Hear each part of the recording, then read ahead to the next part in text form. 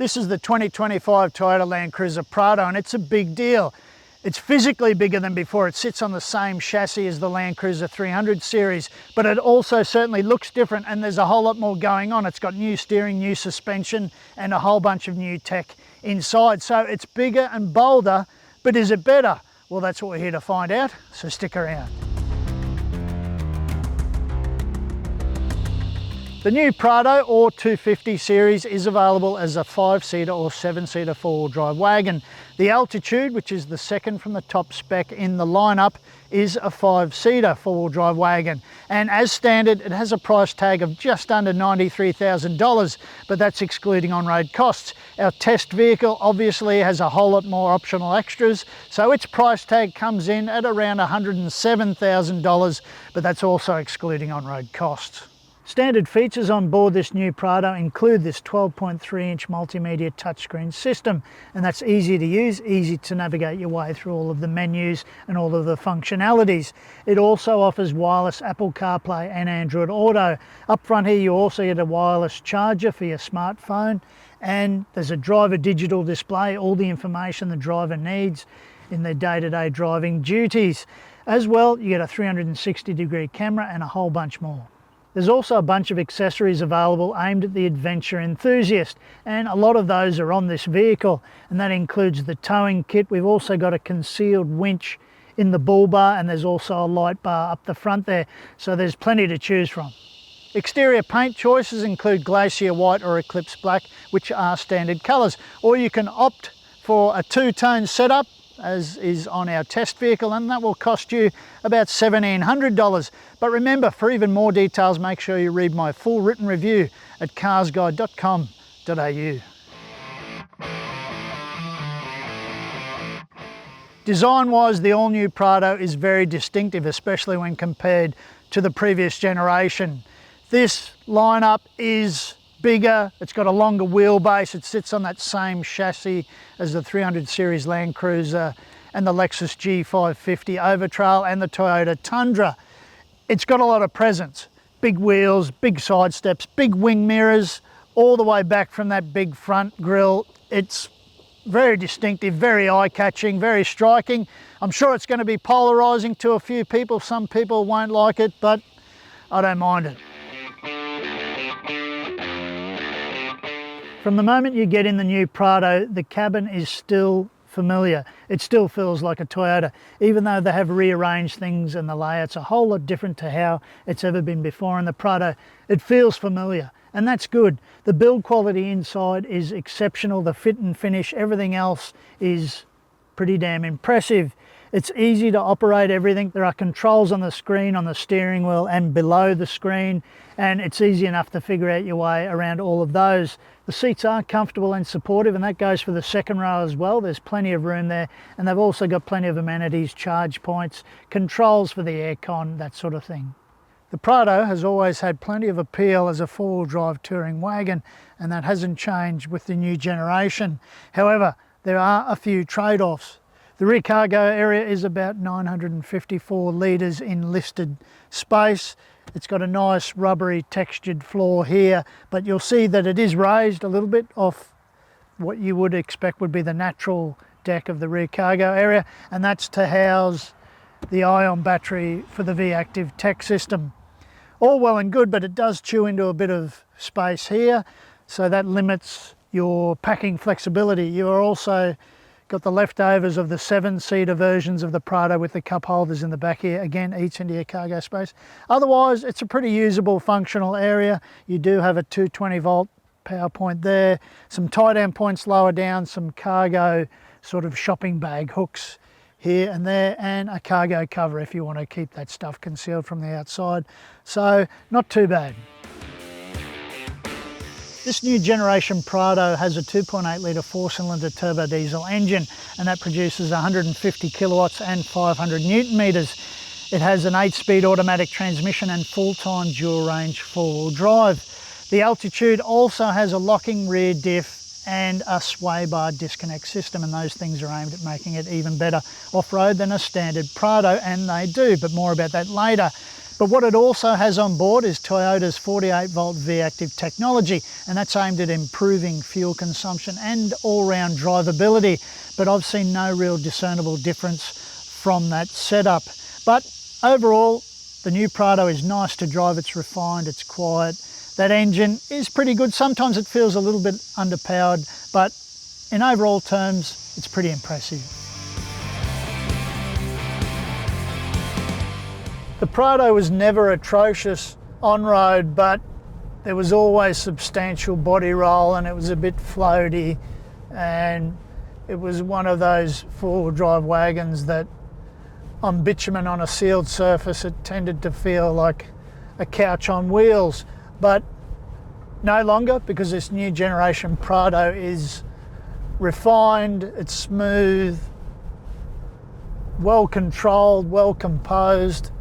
And even when you move from bitumen onto a dirt track, and you can still keep a fair bit of speed up, especially in four-wheel drive high range, it still feels really settled, really controlled. And that long wheelbase, that new long wheelbase on the new chassis that's shared with the 300 series LandCruiser and the Tundra, it just feels really settled, nicely controlled, and that well-weighted steering has a nice balance to it, and that helps the overall feel of it, especially when things get a little bit lumpy and bumpy here and there.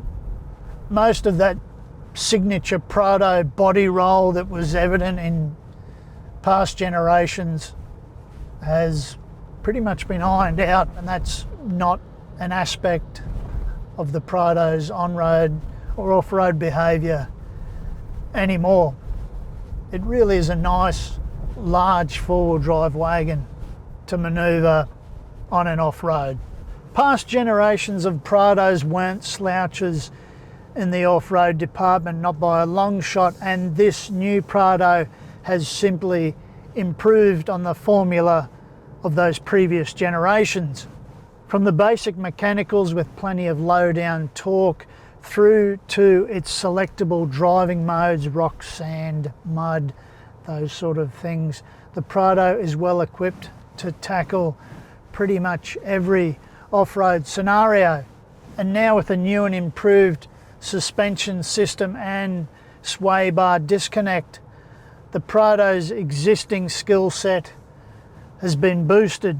For starters, there is plenty of visibility from the driver's seat to the front, to the sides and down the back, but you also have the multi-terrain monitor, the camera system, to make sure you can see any sight lines that you may not be able to see naturally from the driver's seat.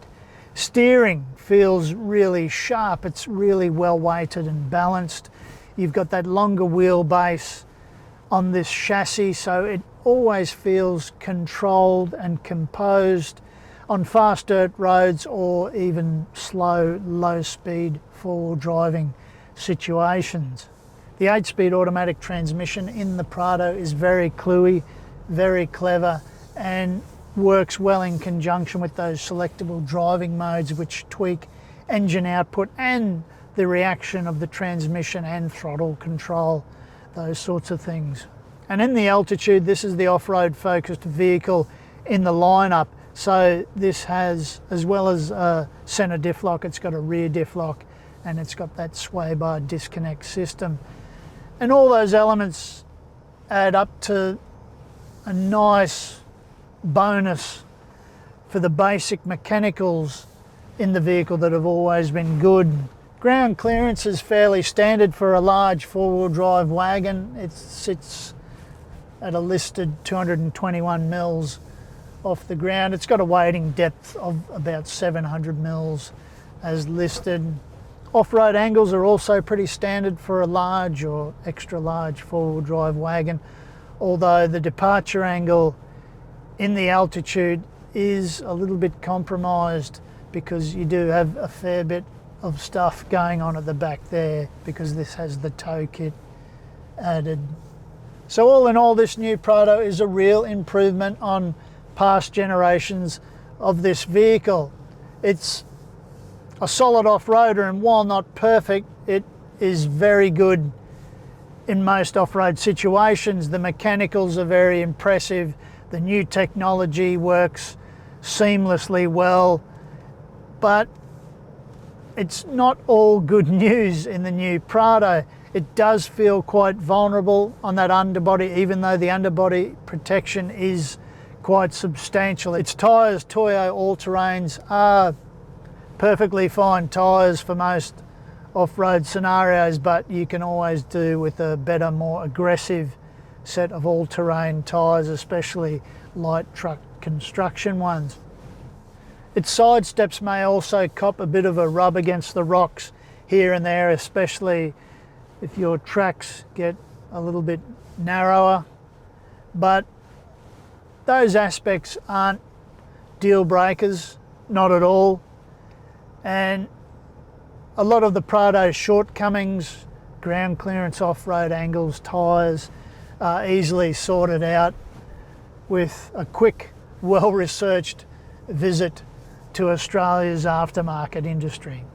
Toyota reckons that its 48 volt V-active technology is aimed at fuel consumption, but also aimed at producing a little bit more torque in scenarios where you may need a little bit of extra torque, but I haven't seen any real discernible difference in terms of performance at those low speeds coming from that unit. It may be so seamless that you don't notice at all, but I've only noticed that the Prado has performed as it should with that engine and with that transmission on board. So I can't credit any improvements in performance, whether they're perceived or claimed or not, to that 48 volt unit that's now on board. Official fuel consumption for the new Prado is listed as 7.6 litres per 100 kilometres. On this test, I recorded an actual fuel consumption of 10.4 litres per 100 kilometres, but I have done a lot of low and high range four-wheel driving. The Prado has 110 litres of fuel capacity, so going by that on-test fuel figure, from a full tank you could reasonably expect a driving range of almost 1,100 kilometres. The new Prado has the maximum 5-star NCAP safety rating, and that's from local testing conducted in 2024. Standard safety gear includes 9 airbags, AEB, adaptive cruise control, a 360-degree camera system and more. Strangely though, in this off-road focused variant, the Altitude, it does not have the tyre pressure monitoring system. But remember, for even more details, make sure you read my full written review at carsguide.com.au. The Prado is covered by Toyota's 5-year unlimited kilometre warranty. Servicing is scheduled for every 6 months or 10,000 kilometres, whichever occurs soonest. And under Toyota's cap price servicing program, each of the first 10 service appointments will cost you $390. The 48 volt V-active setup is also covered by a 5-year unlimited kilometre warranty.